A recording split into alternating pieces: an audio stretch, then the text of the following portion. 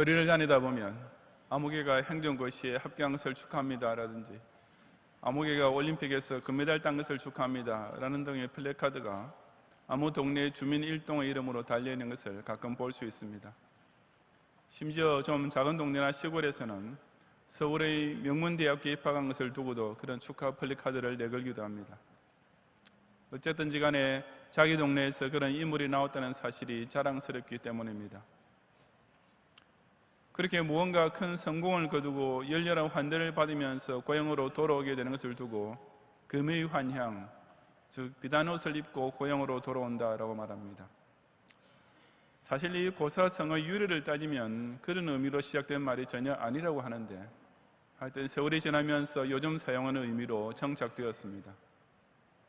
특히 옛날에는 과거에 급제한다든지 재상이 된 사람이 자기 고향으로 돌아오면 그야말로 온 마을이 들썩거리는 엄청난 경사가 되었던 것입니다. 예수님께서도 그와 비슷한 상황을 맞이하고 계셨습니다.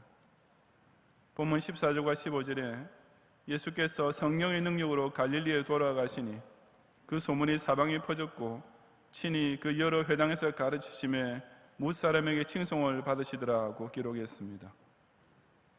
여기서 갈릴리에 돌아가시니라고 한 것은 그동안 예수님께서는 주로 유대 지방, 예루살렘과 그 주변 지역에서 사역하고 계셨기 때문입니다. 요즘으로 치자면 서울과 경기도를 중심으로 사역하시다가 이제 고향 시골로 다시 돌아오시게 된 것과 같습니다. 그 기간 동안 나사렛 동네의 주민들은 말씀을 잘 가르치시는 랍비로 불치병을 단번에 치유하시는 선지자로 소문이 사방에 퍼져 있던 예수님을 온갖 기대와 설렘 가운데 기다리고 있었습니다. 어릴 적의 모습부터 너무나 익히 잘 알고 있던 자기 동네 출신의 예수라는 사람이 지금은 온 나라에 소문난 유명 인사가 되어 이제 고향으로 돌아오게 된 것입니다. 하지만 정작 예수님께서 나사렛에 돌아오시게 되었을 때 그 분위기는 금의 환영과는 정반대 방향으로 흘러가기 시작했습니다. 전국적인 스타가 된 예수님을 대대적으로 환영할 것이라고 예상되었던 고향 동네 사람들이 오히려 예수님께 야유를 던지는 정도가 아니라 죽이려고까지 했던 것입니다. 도대체 어떻게 해서 그런 일이 벌어지게 되었겠습니까? 이 시간 저는 그 말씀을 통해 참된 기독 신자가 과연 어떻게 예수님을 영접해야 하는지를 함께 상고해 보고자 합니다. 첫째, 기독 신자는 예수님을 지식적으로 아는 자에서 머물지 않고 예수님을 인격적으로 믿는 자가 되어야 합니다. 16절부터 22절까지 함께 봉독하겠습니다. 예수께서 그 자라나신 곳 나사렛에 이르사 안식일에 늘 하시던 대로 회당에 들어가사 성경을 읽으려고 서심해 선지자 이사야의 글을 들이거늘 책을 펴서 이렇게 기록된 데를 찾으시니 곧 주의 성령이 내게 임하셨으니 이는 가난한 자에게 복음을 전하게 하시려고 내게 기름을 부으시고 나를 보내사 포로된 자에게 자유를 눈먼 자에게 다시 보게 함을 전파하며 눌린 자를 자유롭게 하고 주의 은혜의 해를 전파하게 하려 하심이라 하였더라. 책을 덮어 그 맡은 자에게 주시고 앉으시니 회당에 있는 자들이 다 주목하여 보더라. 이에 예수께서 그들에게 말씀하시되 이 글이 오늘 너희 귀에 응하였느니라 하시니 그들이 다 그를 정언하고 그 입으로 나오는 바 은혜로 말을 놀랍게 여기 이르되 이 사람이 요셉의 아들이 아니냐라고 했습니다. 당시 회당에서의 안식일 예배는 어떤 특정 설교자가 항상 정해져 있는 것이 아니라 회당장이 알아서 그날의 예배를 진행할 사람을 지정했습니다. 그래서 다른 동네에서 방문한 랍비가 있으면 그에게 설교를 부탁하는 일은 흔한 것이었습니다. 더욱이 예수님의 경우에는 이미 갈릴리 다른 지역의 회당들에서 잘 가르치신 것으로 소문이 파다했기 때문에 그날 나사렛 회당에서 예수님이 강단에 서게 되신 것은 그의 모든 사람들이 기정사실로 예상하고 있었을 것입니다. 그날 봉독하게 된 성경은 선지자 이사야의 글, 즉 이사야서였는데 그 두루마리를 받으신 예수님께서는 그 중에서 61장 1절과 2절의 말씀을 찾아서 펴셨습니다. 그것은 곧 가난한 자, 포로된 자, 눈먼 자, 눌린 자에게 복음을 선포하실 메시아의 은혜로운 시대가 올 것을 예언한 유명한 구절이었습니다. 그 구절을 봉독하신 후 책을 덮어 그 맡은 자에게 주시고 앉으시니 회당에 있는 자들이 다 주목하여 보더라고 했습니다. 이것은 당시 랍비가 성경을 읽을 때는 일어서서 했지만 그 내용을 해석하고 가르칠 때는 자리에 앉아서 했기 때문입니다.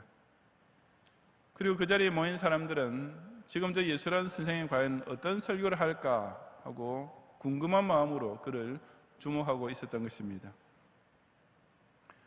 우리는 그러나 예수님께서 어떤 설교를 하시는지 그 전체 내용은 자세히 알 수 없습니다. 단지 확실한 것은 그 말씀의 결론이 21절에 기록된 대로 이 글이 오늘 너희 귀에 응하였느니라는 말씀이었다는 사실입니다. 즉 이 이사야서에 기록된 메시아의 예언이 곧 예수님 당신을 통해 그날 그 장소에서 그 나사렛 사람들 앞에서 성취되었음을 공포하신 것이었습니다. 고향에서 행하신 예수님의 첫 설교에 대한 나사렛 동네 사람들의 반응을 두고 22절 상반절은 그들이 다 그를 증언하고 그 입으로 나오는 바 은혜로운 말을 놀랍게 여겼다고 했습니다. 그들이 다 그를 증언하고 라는 말은 예수님의 설교를 들은 후에 나사렛 사람들이 다들 예수님에 대해서 한마디씩 했다는 뜻입니다. 그런 가운데 그들의 공통적인 반응은 예수님 입에서 나오는 은혜로운 말을 놀랍게 여긴 것이었습니다. 이것은 그들이 예수님의 말씀에 큰 감동을 받았다는 뜻이 아니라 예수님께서 그처럼 설교를 잘하시는 것을 보고 신기하게 여겼다는 뜻입니다. 그들은 예수님이 가난한 목수의 아들로서 아무 고등교육도 받지 못하며 성장한 것을 잘 알고 있던 사람들이었습니다. 그러다가 30세쯤 되신 어느 날 갑자기 동네를 떠나셨다가 이제 다시 돌아오시니 예수님이 설교를 너무 잘하시니까 예수가 언제 어떻게 저렇게 되었나 하고 깜짝 놀랄 수밖에 없었던 것입니다. 하지만 그들은 곧이어서 이 사람이 요셉의 아들이 아니냐라는 사실을 상기해내었습니다. 지금 막 예수님께서는 구약 이사야서에 기록된 메시아 예언의 말씀을 봉독하고 은혜로운 설교를 통해 당신이 곧 그 메시아이심을 선포하셨습니다. 그리고 나사렛 사람들은 그들의 귀를 통해 그 예수님의 전하신 말씀이 참으로 은혜롭다는 것까지도 느낄 수가 있었습니다. 그런데 그 직후에 그들은 이 사람은 우리가 잘 알던 우리 동네 사람이 아닌가라는 생각에 사로잡혀 버렸습니다. 그들이 알고 있던 예수님의 육신적 배경에 대한 지식 때문에 오히려 그 마음이 가려짐으로써 예수님께서 지금 그 은혜로운 말씀으로 자정하신 사실, 곧 예수님이 예언된 메시아임을 믿는 믿음에는 이르지 못하고 만 것입니다. 참 소문대로 설교는 잘한다마는 우리 동네의 그 별 볼 일 없는 목수 출신 아들이 어떻게 메시아가 될 수 있다는 말인가 라는 생각이 그들의 마음문을 굳게 닫아버렸기 때문이었습니다. 우리 역시 스스로 예수님에 대해 잘 알고 있다고 자부하는 그것이 오히려 예수님을 진정으로 자신의 구세주로 영접하는 데 있어서 큰 걸림돌이 될 수 있다는 사실을 주의해야 합니다.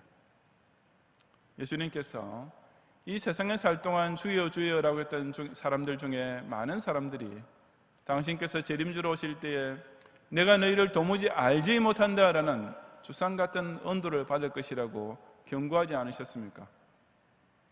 불신자들이야 그냥 두려워하고 떨면서 지옥으로 떨어질 뿐이겠지만 그처럼 울며 이를 갈면서 영벌 심판을 받게 될 사람들이 바로 이 땅에 살 동안 예수님을 그저 알기만 했던 교인들인 것입니다. 그리고 그런 사람들이 아마 예상보다 훨씬 더 많을 것입니다. 재림의 그날 어쩌면 우리는 교회에서 장로나 집사나 권사까지 했던 교회들 중에 의외로 많은 사람이 구원받지 못하는 것을 보고 깜짝 놀라게 될지 모릅니다. 백보자 심판대 앞에서 우리는 명색의 신학 교수라고 하던 사람들 중에 적지 않은 숫자가 지옥의 판결을 받게 되는 것을 보고 크게 놀라게 될지 모릅니다. 양과 염소를 좌우로 쫙 나누는 그 자리에서 우리는 심지어 목사들 중에도 영벌에 떨리는 사람이 너무 많은 것을 보고 기가 막히게 될지도 모릅니다.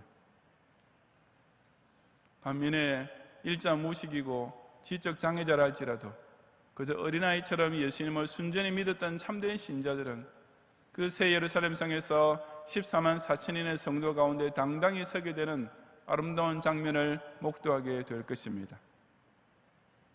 왜냐하면 전자는 예수님을 알기만 했던 목사요 신학자요 장로였던 반면에 후자는 다른 것은 몰라도 오직 예수님을 믿는 신앙, 이것 하나만큼은 확실하게 지켰던 진짜 신자였기 때문입니다.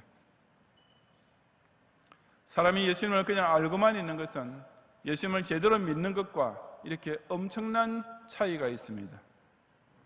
그러므로 우리는 예수님 이름 석자를 한다고 방심해서는 결코 안 됩니다.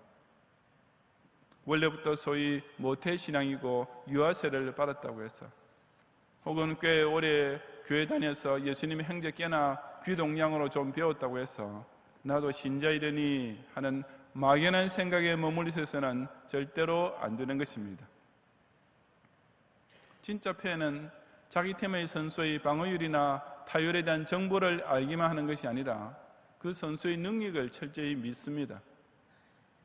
홈팀이 결정적인 위기를 맞이했을 때나 9회 말 마지막 공격 찬스를 잡았을 때에도 저 투수라면 반드시 막아줄 거야, 저 타자라면 지금 한 방 터뜨려 줄 거야 하고 끝까지 신뢰하는 것입니다. 참된 기독 신자는 더욱 그렇습니다. 그냥 예수님의 일생에 대해 지식적으로 조금 아는 데서 그치지 않고 그 예수님이 곧 성자 하나님이시며 나를 영벌의 지옥으로부터 능히 구원해 주실 참된 구세주라고 철석같이 믿어야 합니다. 찰스 스펄전 목사님이 이런 설교를 했습니다. 우리는 어떤 약을 잘 알고 있으면서도 그 약에 치료할 수 있는 병에 걸려 죽을 수도 있습니다. 자유에 대해 아는 죄수가 감옥에서 죽어갈 수도 있습니다. 사업가는 돈에 대해 알고는 있지만 파산할 수가 있고, 뱃사람은 항구가 어디인지를 알면서도 암초 위에서 표류할 수도 있습니다. 마찬가지로 교인이 그리스도에 대해 알 수 있지만 그것만으로 충분하지 않습니다. 영혼이 구원받을 수 있는 길은 오직 그리스도를 알고 난 후에 그분을 믿는 믿음뿐입니다 라고 했습니다. 정말이지 예수님을 알기만 하는 데서 머무르면 결코 구원에 이를 수가 없습니다. 그냥 예수님에 대해 아는 얄팍한 지식만 가지고 있다가 오히려 예수님을 배척하고 말했던 나사렛 사람이 아니라 이 예수님이 곧 성경의 예언대로 오신 메시아이심을 진심으로 믿고 영접하는 인격적인 신앙인이 되시기를 바랍니다. 둘째, 기독 신자는 예수님에게 개인적인 소원을 요구하는 자가 아니라 예수님께서 구세주로 내게 오셨음을 감사하는 자가 되어야 합니다. 23절 이하 30절까지 함께 봉독하겠습니다. 예수께서 그들에게 이르시되 너희가 반드시 의사야 너 자신을 고치라는 속담을 인용하여 내게 말하기를 우리가 들은 바 가버나움에서 행한 일을 내 고향 여기서도 행하라 하리라. 또 이르시되 내가 진실로 너희에게 이르노니 선지자가 고향에서는 환영을 받는 자가 없느니라. 내가 참으로 너희에게 이르노니 엘리야 시대에 하늘이 3년 6개월간 닫히어 온 땅에 큰 흉년이 들었을 때 이스라엘에 많은 과부가 있었으되 엘리야가 그중 한 사람에게도 보내심을 받지 않고 오직 시돈 땅에 있는 사렙다의 한 과부에게 뿐이었으며 또 선지자 엘리사 때에 이스라엘에 많은 나병 환자가 있었으되 그 중에 한 사람도 깨끗함을 얻지 못하고 오직 수리아 사람 나만 뿐이었느니라. 회당에 있는 자들이 이것을 듣고 다 크게 화가 나서 일어나 동네 밖으로 쫓아내어 그 동네가 건설된 산낭떠러지로 끌고 가서 밀쳐 떨어뜨리고자 하되 예수께서 그들 가운데로 지나서 가시니라. 아멘. 예수님께서는 나사렛 사람들의 분위기가 의심의 그림자로 덮여가는 것을 아셨습니다. 그리고 그들이 당시 유명한 속담이었던 의사야 너 자신을 고치라는 말을 인용하면서 당신의 어떤 기적을 요청해 올 것도 아셨습니다. 예수님께서는 갈릴리의 다른 동네들, 예를 들면 가버나움 같은 곳에서는 많은 기적들을 행하셨지만 정작 이 나사렛에서는 아직까지 이렇다 할 만한 기적을 행하지 않고 계셨습니다. 그러니 의사가 정말 용하다면 자기 병부터 스스로 고쳐 보여야 하듯이 이 예수라는 사람이 자기 스스로 주장하는 대로 진짜 메시아라면 다른 동네에서만 기적을 행할 것이 아니라 이곳 고향에서부터 제대로 보여줘야 할 것이 아니냐라는 것이 바로 나사렛 사람들의 속마음이었던 것입니다. 정말 예수님이 본인의 주장대로 가난한 자, 병든 자, 눌린 자를 위해 오신 메시아라면 우선 자기 고향 사람들의 당면 문제부터 해결 줘야 우리가 믿든지 말든지 할 것이 아니겠느냐라는 것이 그들의 논리였습니다. 예수님께서는 그들의 그와 같은 요구를 잘 아시면서도 전혀 들어주지 않으셨습니다. 그 대신 구약시대부터 지금까지 선지자가 고향에서는 환영을 받는 자가 없는 모순적인 현실을 두고 크게 한탄하시면서 옛날 엘리야와 엘리사 시대에 있었던 일을 예를 들어 말씀해 주셨습니다. 엘리야 선지자 시절에 3년 6개월이라는 기간 큰 흉년이 계속되었고 그동안 이스라엘에 많은 과부들이 있었음에도 불구하고 오직 이방 시돈 땅에 살던 사렙다의 한 과부에게만 엘리야가 보냄을 받았다고 하셨습니다. 예수님께서는 사렙다 과부가 그 어려운 형편에도 엘리야를 대접했다는 사실에서는 아무 칭찬의 말씀도 하지 않으시고 그 대신에 오직 하나님께서 그 과부를 택하셔서 엘리야를 보내주셨다라는 사실만 지적하고 계시는 것을 유의해야 합니다. 나아만의 경우에도 그가 일부의 군대 장관이면서도 겸손하게 엘리사를 직접 찾아왔다는 사실이나 그가 선지자의 말을 믿고 요단강에 몸을 담갔다는 점은 전혀 언급도 하지 않으셨습니다. 그 대신에 이스라엘에 많은 나병 환자들이 있었지만 유독 이방 사람 나아만 한 사람만 하나님께서 택하셔서 깨끗함을 얻게 해주셨다라고 강조하셨습니다. 저 하나님께서 이스라엘 백성 중의 그 많은 가난한 자, 그 많은 병든 자들은 다 제쳐놓으시고 오직 이 두 이방인만 택하시고 구원해 주셨다는 요점을 예수님께서 정확하게 밝혀주신 것입니다. 예수님께서 이런 예들을 들어서 나사렛 사람에게 말씀하고자 하시는 의도는 분명합니다. 지금 너희 이스라엘인들이 만일 나를 메시아로 영접하지 않으면 옛날 엘리야나 엘리사 때에도 그랬듯이 하나님께서 나를 이방인에게 보내셔서 그들로 하여금 나를 영접하고 구원받게 하실 것이다 라는 뜻인 것입니다. 세상에 하고 많은 나라와 백성 중에서 예수님께서는 나사렛이란 작은 동네에 친히 와 계셨습니다. 구약에서 예언되고 약속된 구세주께서 지금 그들 앞에 몸소 나타나셔서 그 은혜로운 말씀을 통해 당신이 곧 그들을 구원하러 오신 구세주이심을 증언해주고 계셨습니다. 두말할 것 없이 그 자체가 이미 엄청난 특권이요 최고의 복이 아니겠습니까? 하지만 나사렛 사람들은 그런 예수님을 향해 오히려 자기네를 위해 무언가 다른 일을 해주기만을 바라고 있었습니다. 그리고 예수님께서 그들의 요구를 들어주지 않으실 것이 분명해지자 그들은 크게 화가 나서 아예 예수님을 낭떠러지까지 끌고 와서 밀쳐 떨어뜨려 죽이려고 했습니다.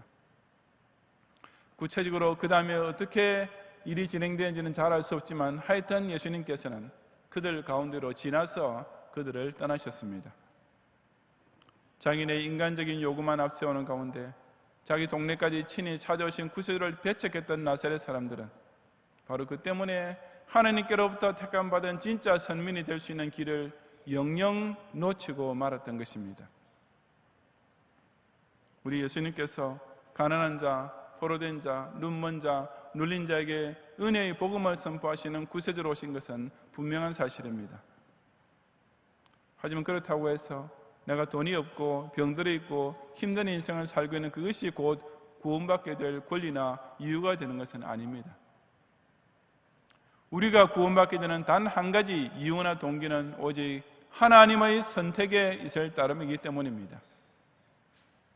사렙다 과부가 가난하고 나만 장군이 병자라서 구원받은 것이 아니라 오로지 하나님께서 그들을 선택하셔서 그들에게 선지자를 보내주신 까닭에 구원 얻게 된 것이라고 정확하게 그 사건의 요점을 깨워주시는 예수님 말씀을 귀담아 들어야 합니다.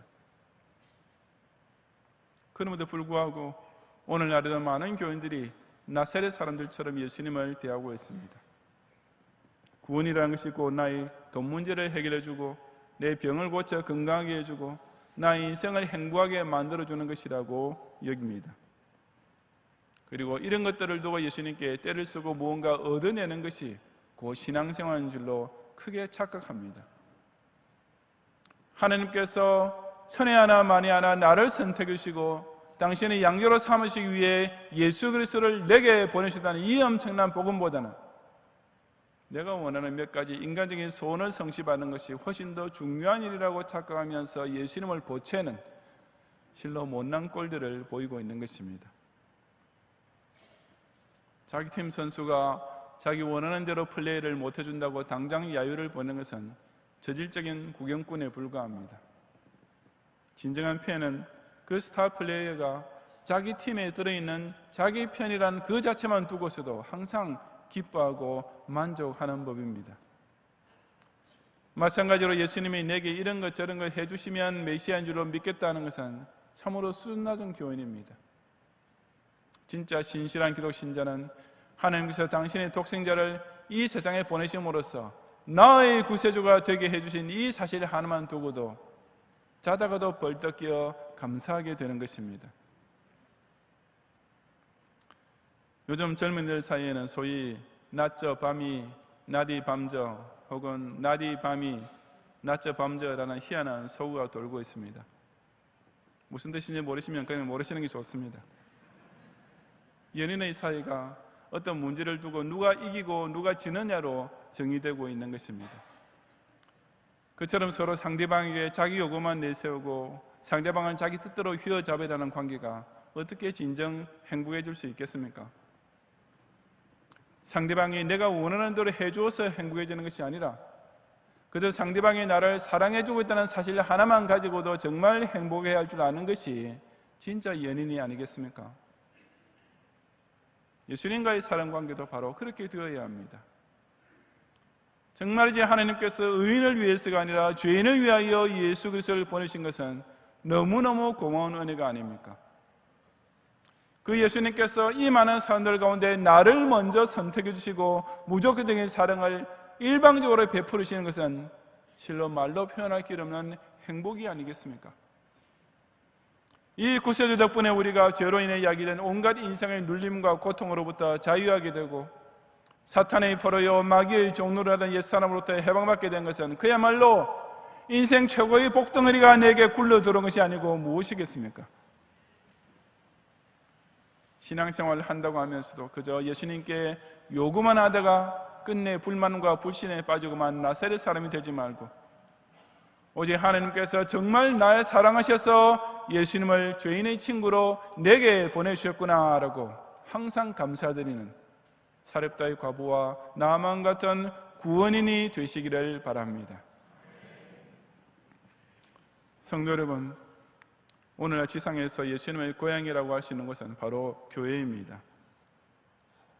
이 교회야말로 세상 그 어느 곳보다 예수님과 가장 가까이 관계하고 있는 사람들이 모여 있는 곳이기 때문입니다. 그런데 이런 교회 안에도 나사렛 사람들과 같은 자들이 있습니다. 참된 믿음이라고는 전혀 나타낼 줄 모르고 그 대신 조금 아는 것만 내세우는 교인, 진정한 감사는 어디서도 찾을 수 없고 그 대신 항상 요구 조건만 내거는 가운데 걸핏하면 불만과 원망의 소리까지 높이는 아주 수준 낮은 교원들이 있는 것입니다. 그런 교원들만 모여있는 교회는 실상 예수님에게 화를 내고 예수님을 쫓아내며 아예 예수님을 밀쳐 떨어뜨려 죽이려 하는 이 시대의 나사렛이 아니고 무엇이겠습니까? 실로 모세가 예언했던 그 선지자께서 자기 고향에서 환영을 받지 못하는 어처구니 없는 일이 지금도 여전히 벌어지고 있는 것입니다. 정말이지 교회야말로 예수님께서 항상 금의 환영의 영접을 받으신 것이 되어야 마땅합니다. 여기서는 예수님의 은혜로운 복음이 한마디 한마디 선포될 때마다 성도 입술에서 아멘의 화답이 예배당을 진동시켜야 하며 이 구세주께서 그 몸된 교회를 중심으로 행하고 계시는 위대한 구속사를 온 성도들이 목도하면서 실로 할렐루야의 찬송이 힘차게 터져나와야 합니다. 왜냐하면 교회야말로 예수님을 그저 알기만 하는 머리만 큰 교인이 아니라 예수님을 시종일관 철저히 믿는 신전인격적인 신앙인이 모여있는 곳이며 교회만큼은 예수님에게 요구나 하고 야유까지 하는 구경꾼 교인이 아니라 오직 예수님을 내 구주로 모시고 동행하게 된 것을 두고 온 마음과 마음을 바쳐 늘 감사드릴 줄 아는 신행일체의 성도들이 모인 곳이 되어야 하기 때문입니다. 혹 여러분 가운데 예수님에 대해 좀 알게 됐다고 해서 자신이 이미 주님을 진정으로 영접했다고 방심하고 있는 사람은 없습니까? 예수님께 기도드릴 때에도 그저 자신의 개인적인 요구사항들만 열거하면서 마치 그것이 열심 있는 신앙생활인 줄로 착각하고 있지는 않습니까? 그런 지식과 기복은 일견 신앙생활인 것처럼 보이지만 실상은 나사렛 사람들이 저질렀던 시행착오와 신성모독의 길로 빠지게 만들 뿐인 것을 잊지 말아야 합니다. 예수님을 알 뿐 아니라 이 주님이 바로 나의 구세주심을 굳게 믿는 신앙과 예수님께 무엇을 구하기 이전에 먼저 이 성자 하나님께서 나를 택하시고 친히 찾아오셨음을 뜨겁게 감사할 줄 아는 마음과 자세를 지킴으로써 이 경양교회에 모일 때마다 늘 주는 그리스도시요 살아계신 하나님 아들이심을 함께 고백하고 소리 높여 찬송하는 성도들이 되시기를 주님의 이름으로 축원합니다.